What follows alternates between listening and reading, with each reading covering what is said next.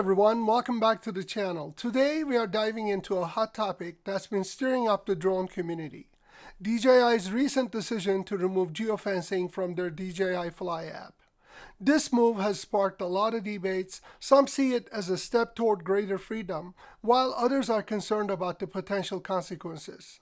In this video, we'll explore what geofencing is, why DJI might have made this decision, and what it means for drone pilots, especially those just starting out. I'll also share my thoughts on why I find this decision troubling and what I think DJI could have done instead. So let's get into it. For those of you who might be new to drones, let me break it down. Geofencing is a safety feature that creates virtual boundaries using GPS data. These boundaries prevent drones from flying into restricted areas, such as airports, military zones, or locations with temporary restrictions, like disaster sites or major events. DJI has been a pioneer in using geofencing to make drone operations safer and more compliant with the airspace regulations. Their FlySafe technology integrates geofencing directly into their drones, stopping pilots from accidentally or intentionally flying into no-fly zones. It's been a valuable tool, especially for new pilots who might not yet fully understand the complexities of the airspace regulations. But now, DJI has decided to remove geofencing from their DJI Fly app. So why did they make this decision?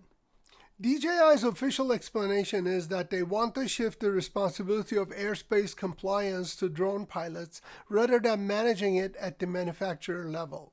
Their reasoning is that it's not their job to police the skies, but rather to provide the tools for pilots to fly responsibly. There's also a political angle. In markets like the United States, geofencing has faced criticism for overreach, with some pilots arguing that it unfairly restricts lawful drone use. By removing geofencing, DJI might be trying to address those concerns and give pilots more freedom. While this might sound good for experienced users, it does come with some risks, especially for new pilots. Let's talk about why this matters. For experienced drone pilots, this change might feel like a welcome relief. No more headaches with unlocking zones or dealing with connectivity issues to fly legally. But for new pilots, this decision could lead to problems. Without geofencing as a guide, inexperienced users might unknowingly fly into restricted or dangerous areas, risking accidents, fines, or even legal trouble. Geofencing wasn't perfect, but it served as a safety net for those still learning the ropes.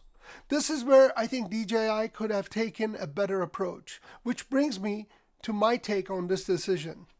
Personally, I find DJI's decision to remove geofencing somewhat troubling. While I agree that policing the skies shouldn't be the manufacturer's responsibility, DJI has always been at the forefront of innovation and safety in the drone industry. Instead of removing geofencing outright, they could have implemented a system to educate and guide new pilots. Here's what I propose. Require new pilots to log a minimum of 50 flight hours with geofencing enabled. Track these hours using the pilot's DJI username, ensuring it works across multiple drones. Once a pilot reaches that milestone, the system could automatically remove geofencing restrictions. This concept is similar to the training requirements for pilots of manned aircraft. Just like pilots in training need a certain number of logged flight hours before they can fly solo, drone pilots could benefit from a similar structured approach. Not only would this ensure safety, but it would also foster responsible flying habits among new users. Given the current political climate in the United States and incidents like drones interfering with the firefighting efforts during the LA fires, I find DJI's decision puzzling.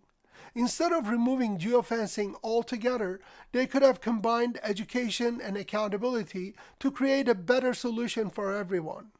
At the end of the day, this change puts a lot more responsibility on us as drone pilots. Whether you're excited about the removal of geofencing or concerned about its implications, one thing is clear: we need to stay informed, stay safe, and respect the rules of the air. What do you think about DJI's decision? Do you agree with their move, or do you think they should have taken a different approach? I'd love to hear your thoughts in the comments below. If you find this video helpful or thought-provoking, don't forget to like, share, and subscribe for more drone content like this. Until next time, fly safe and happy filming.